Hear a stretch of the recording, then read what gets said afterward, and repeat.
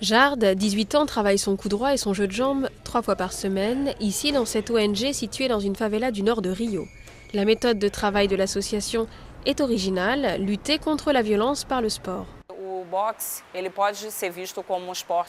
La boxe peut être vue comme un sport de combat, mais c'est un sport qui permet aux jeunes de se développer à travers la discipline, à travers l'éducation, parce que ce n'est pas centré sur la force physique, mais plutôt sur la concentration et l'attention dont les jeunes ont besoin pour pratiquer un sport de lutte.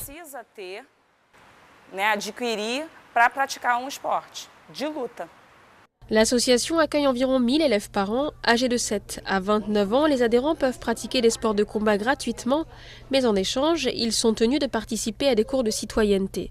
Des maladies sexuellement transmissibles aux sujets environnementaux, la palette de thèmes abordés est large et utile au quotidien. Avec les cours de citoyenneté, on apprend quels sont nos droits et nos devoirs, alors on sait ce qu'on doit faire ou pas et on sait exactement ce qui peut arriver. Antonio, professeur à l'association depuis 5 ans, voit les effets positifs de la pratique d'un sport de combat dans le quotidien. La discipline du boxeur va au-delà du ring. Un boxeur ne se bat pas, il ne boit pas dans les rues et ne peut pas rater une nuit de sommeil. Être athlète, c'est déjà être éduqué.